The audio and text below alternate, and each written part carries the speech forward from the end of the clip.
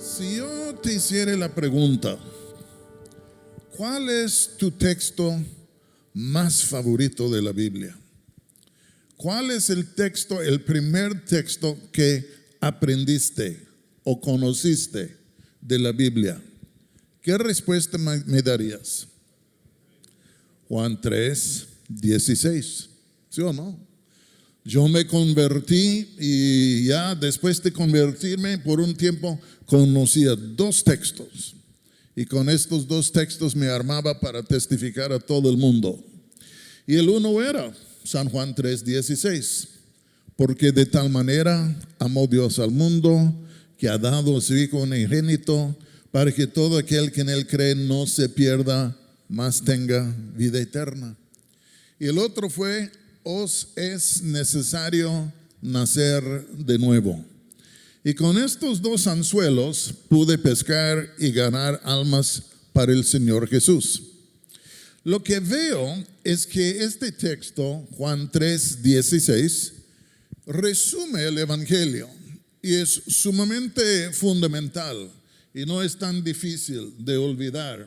Y yo creo que Dios con razón lo puso aquí en la Biblia, porque es como un nugget de oro, ¿entienden? Y aquí está. Y entonces yo digo, amén. Pero lo que me he fijado en lo siguiente es esto. La Biblia dice que debemos aprender de línea sobre línea, principio sobre principio, precepto sobre precepto. Pero muchas veces agarramos un texto como Juan 3:16, plantamos los pies allá, es nuestro fundamento. Pero al irnos creciendo en el conocimiento del Señor, en vez de mantener los pies plantados sobre un texto fundamental, como que se nos olvidan. Y comenzamos a poner los pies sobre otros textos y otros y otros. Y ya años después, yo tengo 54 años sirviéndole al Señor. Y años después es como, sí, yo me acuerdo de este texto, que era de tanta ayuda hacia medio siglo, ¿entienden? Pero ahora estoy plantado sobre las tres ranas en la boca del dragón en Apocalipsis 16. Y como que se nos olvidan las piezas fundamentales de nuestra vida. Pero creo que sería un poco insensato quitar el fundamento de la casa. Y yo creo que Juan 3:16 es un fundamento para todos nosotros. Y yo voy a decir algo que no les va a gustar, pero yo me acuerdo que algunos de nosotros en el lecho de muerte vamos a estar citando Juan 3:16, echando mano por última vez a un texto que revela lo que es el corazón de Dios. 3:16 de Juan, se lo voy a leer, dice esto: porque de tal manera amó Dios al mundo, que ha dado a su Hijo unigénito, para que todo aquel que en él cree no se pierda, mas tenga vida eterna. Vamos a orar. Padre, pido tu gracia en esta mañana para compartir con mis hermanos y hermanas que están presentes. Y pido de nuevo que podríamos volver nuestros ojos a Jesús y percibir su gloria. Y Señor, de nuevo, darte gracias, Padre, a ti por el regalo de tu Hijo. Y en el nombre de Jesús te lo pido. Amén. Este texto nos dice algo que muchas personas no creen. Y lo que nos dice es que Dios nos ama. Yo creo que hay muchas personas en este mundo que luchan con la idea de que Dios les podría amar. Muchos luchan con la idea de que hay un Dios, pero otros dicen, ok, hay un Dios, pero es mala gente. No puedo creer por la manera en que se me ha ido la vida. No puedo creer por las cosas que yo he sufrido, los desánimos que he tenido. Yo no puedo creer que Dios en verdad me ama. Se me hace más que está en mi contra y no hacia mi favor. Y siempre el diablo ahí está para fomentar esto, para decirnos, ya sí, ya entendiste.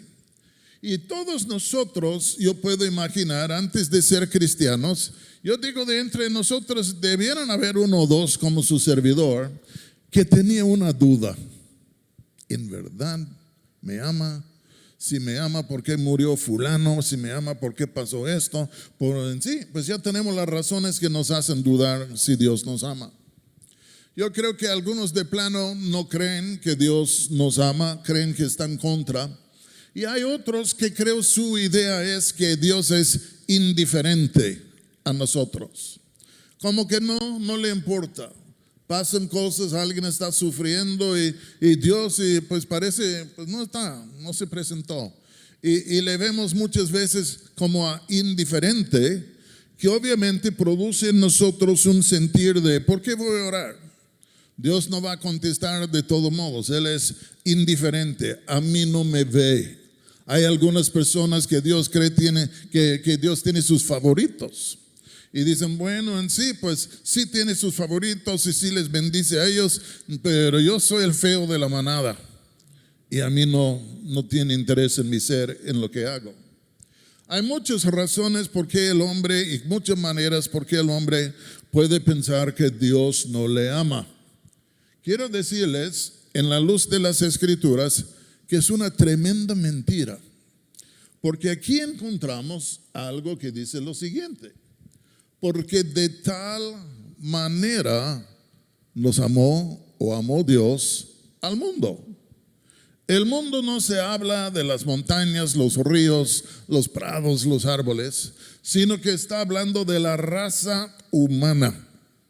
Todo ser viviente, creado, nacido en la imagen de Dios, Dios ama al mundo. Y cuando dice aquí que Dios ama al mundo, no está hablando de un mundo que se ha portado bien.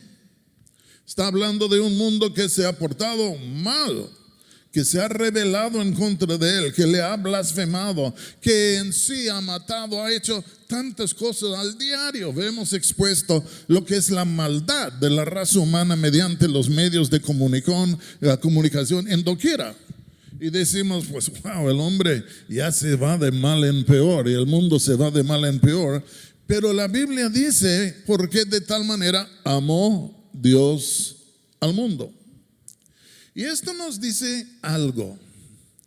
Dios no solo ama a los justos, sino que Dios ama a los injustos también. La Biblia dice que Él hace llover sobre los justos y los injustos. La Biblia dice que el sol se levanta sobre los justos y sobre los injustos. Que me lleva al siguiente punto.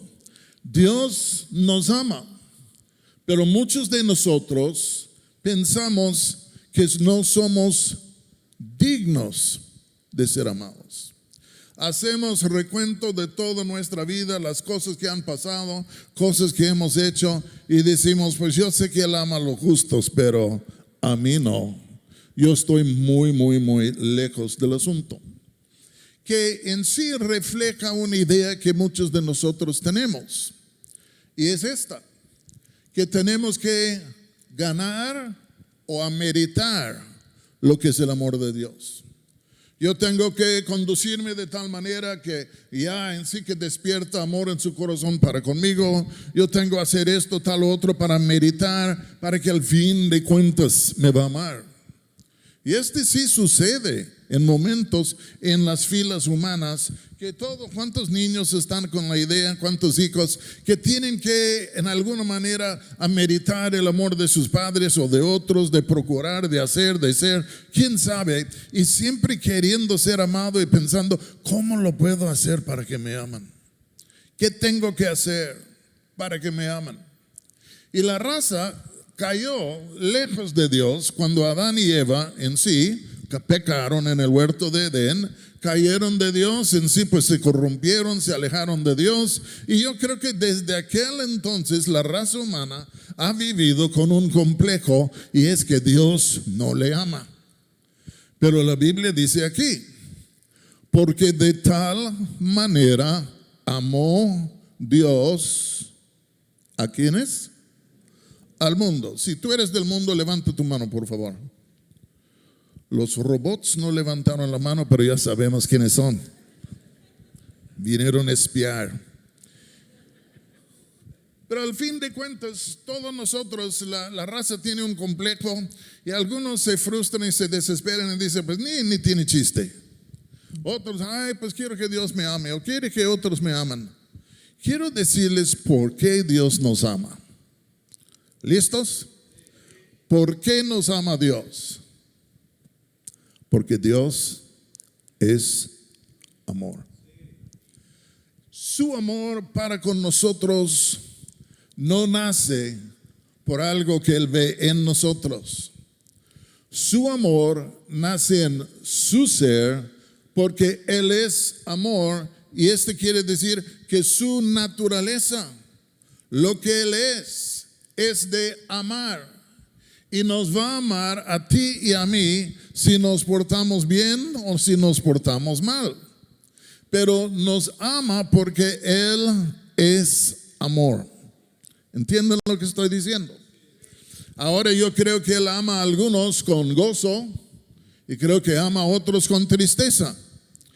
Porque Dios, quien nos ama, lamentablemente es el juez de todo el universo y ha dado sus leyes. Y entonces cuando hay alguien que en sí le ama a Él y comienza a obedecer todos sus mandamientos, pues Dios dice, este cuate me cae bien, ya me gozo en Él. Es como un hijo obediente que quiere agradar a su padre, a su madre. Pero luego el otro que dice en ninguna manera y hace lo que quiere y se autodaña y está dañando a otras personas y tantas cosas. Dios les ama, pero les ama con un amor de tristeza. Yo no voy a decir que en la parábola del hijo pródigo que Dios amaba a su hijo mayor porque se portaba bien, pero sí se portaba bien. Pero lo interesante de la parábola del hijo pródigo es que aquel que era un desastre, Dios le amaba. O no Dios, sino su padre. Su padre le amaba y no porque se portaba bien, se portaba mal, pero Dios le amaba. Yo creo la única y última esperanza de aquel que se ha alejado de Dios, de aquel que ha hecho y cometido tantas barbaridades, la última y final, la última esperanza que él tiene, aunque es una esperanza en sí segura, es que a pesar de todo, Dios le ama. Y si Dios le ama, engendra esperanza en nuestro ser. Porque si Él a mí me ama a pesar de todo mi mal, y entonces esto me da esperanza de que si me arrepiento, si me vengo a Él, que yo me acerco, Él me ama tanto que me ayudará. Hay personas que se suicidan, creen que nadie les ama, tampoco Dios, y luego dicen, ¿y para qué sigo? Y quitan la vida. Pero no vieron la flamita que todavía arde en las tinieblas y en la noche, que es la flamita del amor de Dios. Es por eso que tenemos esperanza. ¿Entienden? Y Dios siempre, mientras estamos en este mundo y aún más allá, Dios siempre nos va a amar porque la Biblia dice el amor nunca deja de ser. ¿Sí o no? El amor nunca deja de ser. Cuanto más el amor de Dios o cuanto menos el amor de Dios.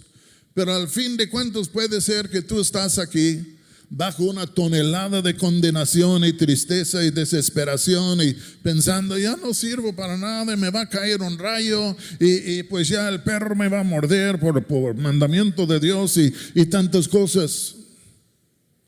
Te ama. Te ama. Él no es tanto el autor de nuestras situaciones tristes como imaginamos. Nosotros somos. Pero es aquel que se acerca y nos extiende la mano y nos levanta. Y no hay ni un solo ser humano que Él no puede levantar en su amor y en su poder. Cuando el diablo nos dice, ya no hay esperanza para ti, Es como si estuviera soplando para apagar el amor de Dios. No se puede hacer. ¿Quién va a apagar el amor de Dios? Nadie puede. Y Dios es amor, y es por eso que hay esperanza para nosotros. Pero ya tengo como, no sé, son 17 minutos, yo creo. No quiero caer en números rojos como mi cuenta bancaria. Entonces, vamos a pensar aquí. Dice Juan, porque de tal manera amó Dios al mundo que ha dado a su Hijo unigénito. Dios ama al mundo tanto que esto es lo que hizo, que dio su Hijo. En su grande amor, dio su Hijo. Dio su Hijo al mundo. Dio su Hijo por el mundo. ¿Qué quiere decir Juan cuando dice esto? Porque de tal manera amó Dios al mundo que ha dado. ¿Qué quiere decir Juan con que ha dado? El amor da, ¿sí o no? El amor máximo de amor de Dios da. ¿Y qué dio? Lo más precioso que tenía, su Hijo. Pero ¿cómo definimos la palabra dio? ¿Qué quiere decir? Yo creo que quiere decir dos cosas. Número uno es esto. Cuando Adán y Eva estaban en sus 5 sentidos y caminaban con Dios, veían a Dios, convivían con Dios, hablaban con Él. Pero cuando cayeron, creyendo la mentira del diablo que ellos pudieron ser dioses, se separaron de Dios y cayeron en unas tinieblas tremendas. Como que ya no veían cómo era Dios, eran ciegos, no podían recordar realmente cómo era Dios. Y cayeron en unas tinieblas y una ignorancia terrible, a tal grado que la raza se volvió absolutamente idólatra, aparte del pueblo judío, pero aún ellos eran idólatros antes de que Dios vino y apareció a Abraham. Porque el mundo cae en tinieblas e ignorancia en cuanto a quién es Dios. Dios llamó a Abraham, Dios llamó a Moisés, Dios llamó al pueblo de Israel, les dio su ley, ya les hablaba en sí de Dios, etc. Pero la verdad es, la gran representación de Dios, la gran manifestación de Dios, por medio de la cual todos nosotros podemos entender con certeza y claridad, la gran manifestación vino cuando vino Jesús. En el aposento alto Jesús ya les dijo, me voy. Y luego dijo que Él era el camino, la verdad y la vida, y nadie viene al Padre sobre como Él. Y luego Felipe dice, Señor, nada más enséñanos al Padre y nos basta. Y dice, oye Felipe, Él que a mí me ha visto, dice, tanto tiempo que tengo con vosotros, Él que a mí me ha visto, al Padre ha visto. Y la Biblia dice que Jesús vino y es la semejanza exacta. Es la imagen de Dios. Si quieres ver a Dios y quieres saber cómo es Dios, echa ojo a Jesús. Porque es una dúplica, aunque son seres independientes. Pero por otro lado, en el rostro de Jesús vemos el rostro del Padre.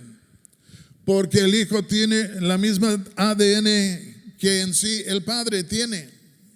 Se lo voy a explicar. Yo soy la fuente de una larga cadena de guapos.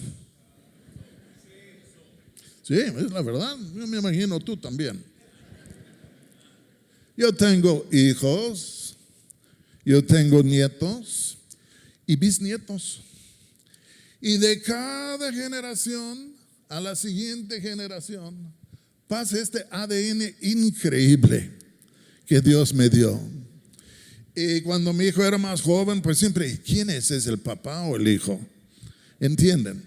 Luego nace un nieto de mi hija Kelly. Era una dúplica. Yo decía, wow, gracias Señor, otro.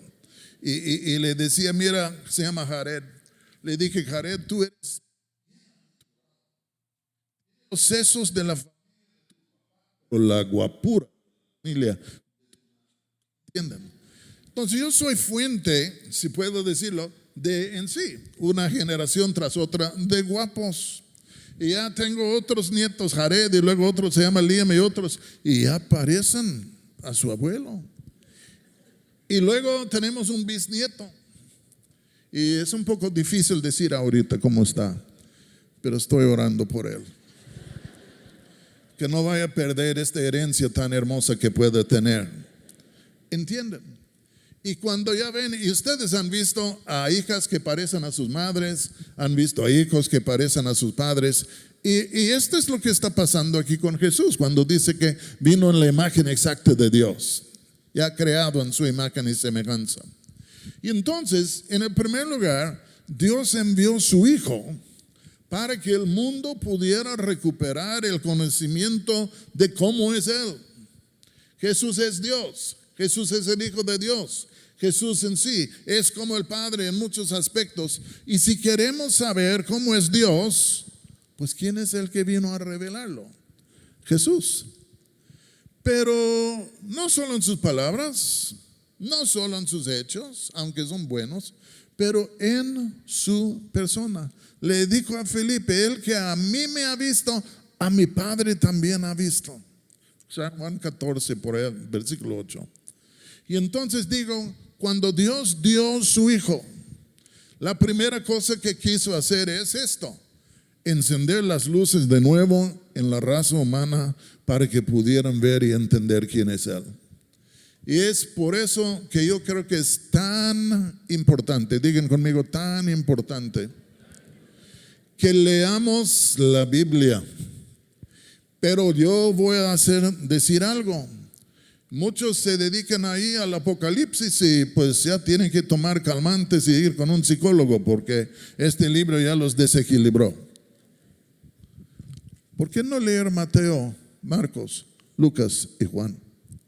Porque es allí en donde vemos a Jesús desde su nacimiento, su crucifixión, resurrección, su ascensión. Es ahí en donde vemos a Jesús. Y si ahí le vemos a Jesús, vemos al Padre. La primera cosa, ya está agarrando el teclado ya. En cada iglesia hay un sicario que mandan a tocar. Ya está el predicador y debe ser un mensaje sublime, subliminal. Pero yo soy sordo. Si no veo, no oigo. Entonces, primero vino Cristo para revelarnos quién era Dios. Porque de tal manera amó Dios al mundo que ha dado a su Hijo unigénito. Viene el Hijo, las luces se encienden. Es una luz, dice San Juan, y esta luz vino al mundo. Y toda la idea es de traer una revelación fidedigna, verdadera a la raza humana de Dios en Cristo Jesús. Pero existe esto y luego hay una segunda razón o una segunda definición. ¿Por qué de tal manera amó Dios al mundo que ha dado su Hijo unigénito? Yo creo en esta segunda,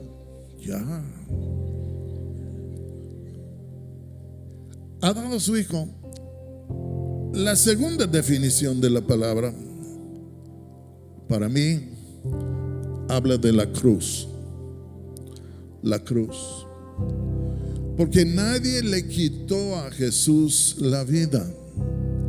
Jesús dio su vida. Y el Padre le dio para que diere. ¿Entiendan? Y cuando pensamos por qué de tal manera amó Dios al mundo que ha dado a su Hijo unigénito, está hablando realmente del sacrificio de su propia persona, su propio cuerpo en la cruz del Calvario. Y uno dice, ok, ¿y cómo es esto? Cristo murió en nuestro lugar. Cristo murió por nosotros. Los teólogos dicen que Él era un sustituto, uno que tomó nuestro lugar. La paga del pecado, ¿qué es? La muerte. En tiempos del Antiguo Testamento, si un hombre pecare algo en sí, pues que si merecía la muerte, la pena, él tendría que morir por su pecado, a menos que trajere un cordero, que trajere un cabrito, un becerro, algo así. Y tenían una ceremonia en donde traerían este animal. El culpable impondría sus manos sobre la cabeza del animal, confesaría sus pecados sobre el animal. Y en este proceso pasaba lo siguiente: hubo una transferencia. Y los pecados del hombre fueron transferidos al animal, puestos sobre su cabeza. Y entonces cuando esto ocurrió, ahora el animal estaba en el lugar del hombre culpable que merecía muerte, pero ahora el animal estaba en su lugar. ¿Y qué hacían con el animal? Lo sacrificaban.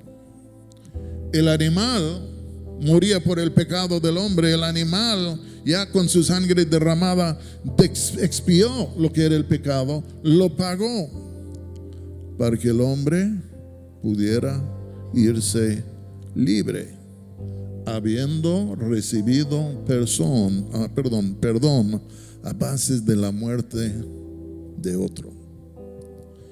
Porque de tal manera amó Dios al mundo, que ha dado a su Hijo unigénito. ¿Cuál fue en sí el clímax? ¿Cuál fue en sí el punto alto de esto? ¿Cuál fue la máxima expresión? El día que Jesús tomó su cruz, le encaminaron al monte del Calvario, echaron la cruz en el suelo, le clavaron a la cruz, lo levantaron, y ahí estaba 6, 7, 8 horas sufriendo, derramando su sangre, dando su vida, muriendo en nuestro lugar, no por sus pecados, sino por los nuestros. ¿Me estoy explicando bien? Cuando piensas en Jesús, piensa y usa la palabra sustituto, que murió por mí, que murió por ti. Y si Él no hubiera muerto, si no hubiera dado su vida en la cruz del Calvario para nosotros, ¿saben ustedes quién tendría que pagar sus pecados, nuestros pecados? Nosotros. Él sufrió la muerte para que yo no sufriría una muerte eterna. Él murió físicamente, tú y yo vamos a morir físicamente, pero Él resucitó. Y nosotros también vamos a resucitar. Y entonces, ¿por qué de tal manera amó Dios al mundo? Wow, yo tengo que decirles algo. Me costaría mucho trabajo dar mi hijo unigénito para ustedes.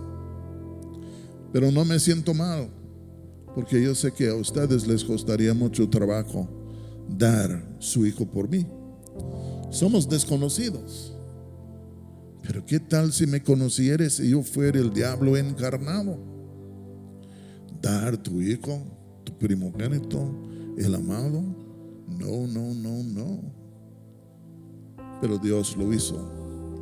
Él dio su hijo para nosotros, para que nuestros pecados, como el Cordero de Dios, dijo Juan, nuestros pecados puedan ser llevados, quitados.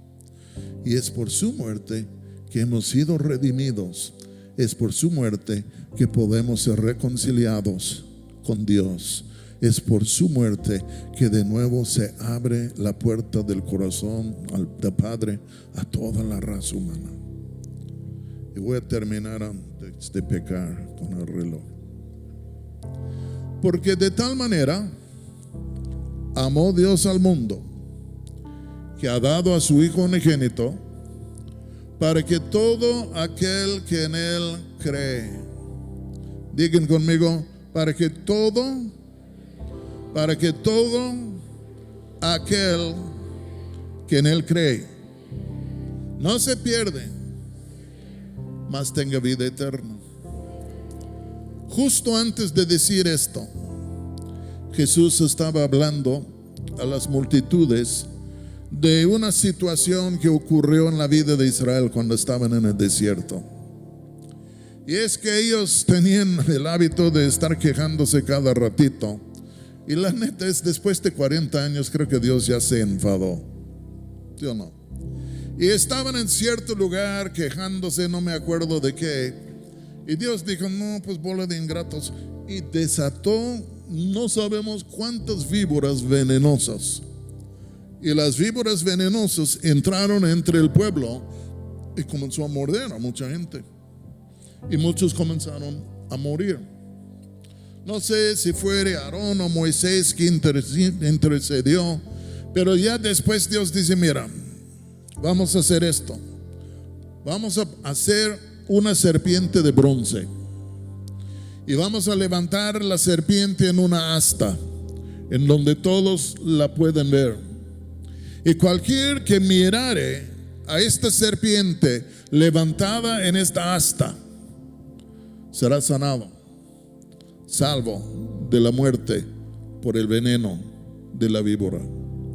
Y la levantaron en medio del pueblo y muchos miraron y fueron salvos, otros sanos, porque ya levantaron esta víbora en una asta.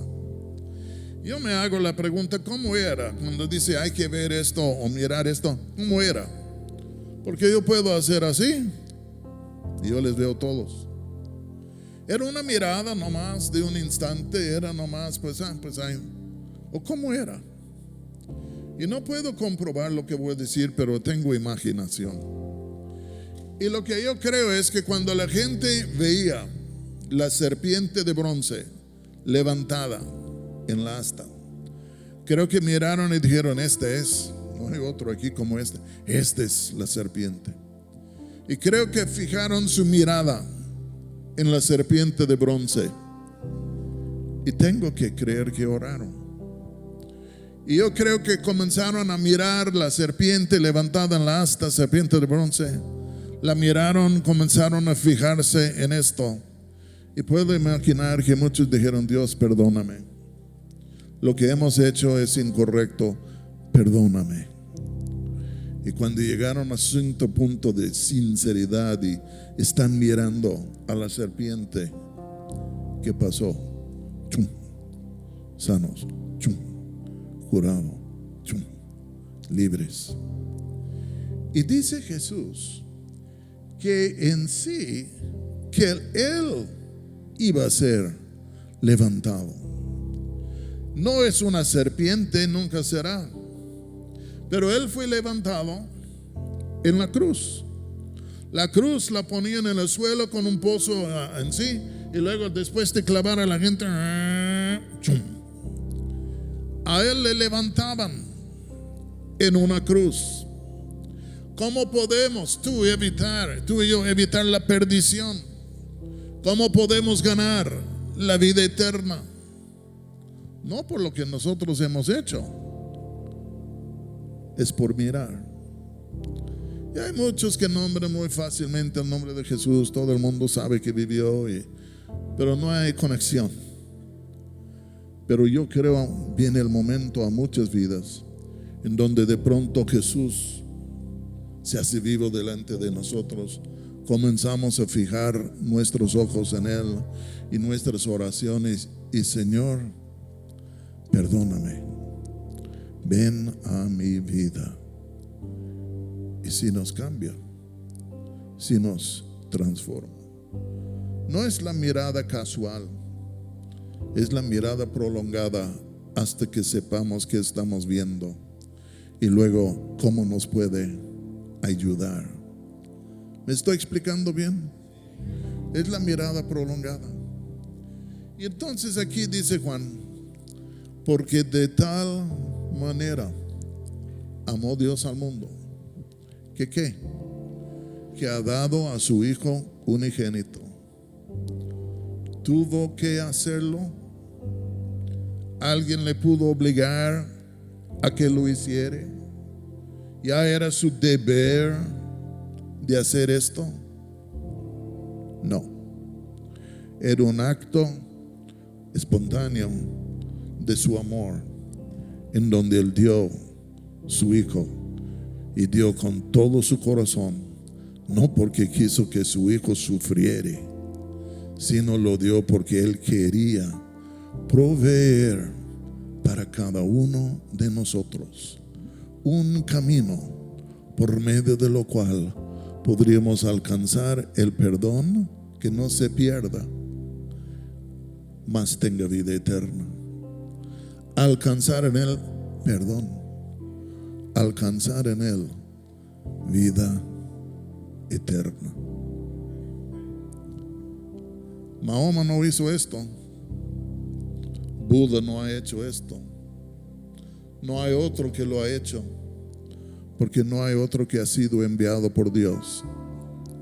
Jesús es aquel que fue enviado por Dios precisamente con el fin de lograr nuestra salvación, para que pudiésemos ser reconciliados con Dios.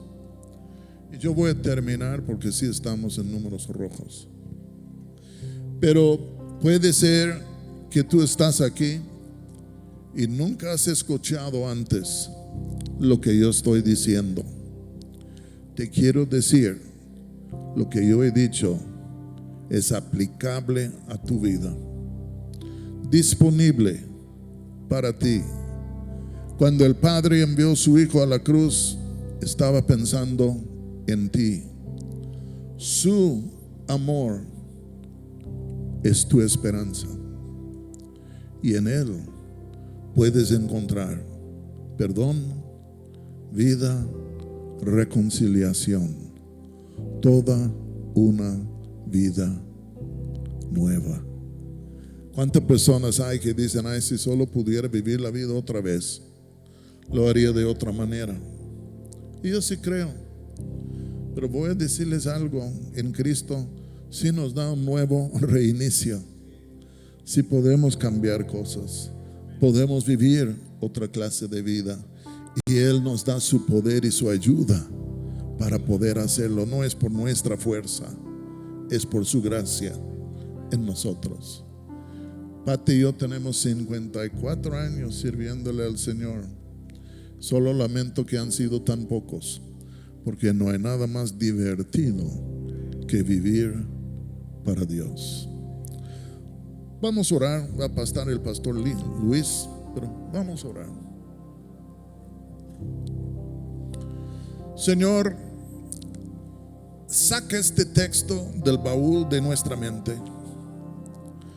Señor, sóplale, quítale todo el polvo, trae un trapo, y Señor, haz que brille de nuevo. Haz que brille de nuevo, y ayúdanos de nuevo a ver los fundamentos de nuestra fe, de ver el corazón de Dios, de ver tu gloria. Y pido por algunos que están aquí el día de hoy que, Señor, tal vez no han escuchado esto, no lo han experimentado. Ojalá, Jesús, que hoy te pueden encontrar y tú les quites, Señor, de la situación de perderse, y tú les des entrada a la situación de vida eterna. Y en el nombre de Jesús, Padre, te lo pido.